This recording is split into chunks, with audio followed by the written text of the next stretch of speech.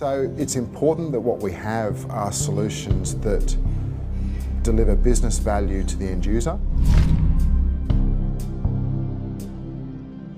Are we overusing that terms, the smart city, IoT? I mean, big data, these sort of buzzwords become buzzwordy and less relevant. Is that the case with smart cities? IoT specifically is an interesting one because it's an even more geekier term than smart cities, right? You know, Internet of Things. They need to spend some more time really making IoT more visible, tangible.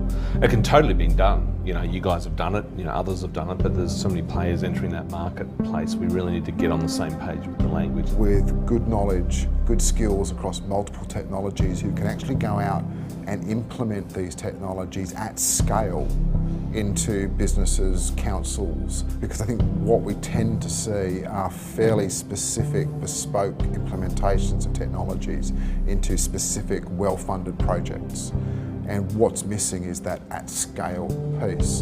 And I think solutions like Buddy, which really start to enable those partners to understand what IoT means in practice. You know, it's hard to get people to invest in the solutions, but doing proof of concepts, by letting people test it out and try it, it really, as I said, makes people feel more comfortable about it. Are there lessons we can draw from taking IoT and smart city technology to cities and regions that perhaps aren't the first ones you might think of? Yeah, definitely. You're absolutely right. The Caribbean has its unique features. The Caribbean has also become sort of a test bed for a lot of different things, a lot of different solutions that have happened over the last few years, and that's okay.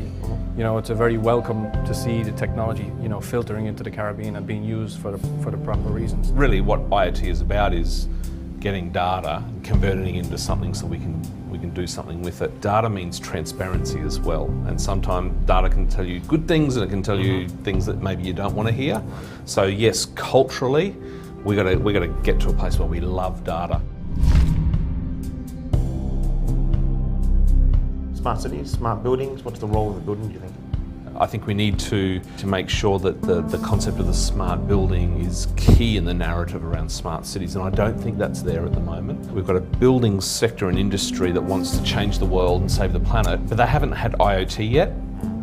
That's where it's going to light a fire. We're talking about being able to put smart systems in every building. So it's no longer the office blocks of the large warehouses, it's coming down to every building that we're operating in. They are the intersection for me between the person and the city and the smart utility sector. Not just because it provides us the avenue for which to talk at the precinct level, but the way that we look at waste, the way that we look at water, the way that we look at energy. Just purely from an infrastructure and a hard built environment perspective, every brick we lay, every bit of concrete, every bit of steel, IoT needs to touch all of that from this day onwards, because we haven't even touched the surface yet, right, by weaving this new digital layer into the built environment. And when we do, it's going to be amazing. Folks, thank you so much. Great conversation.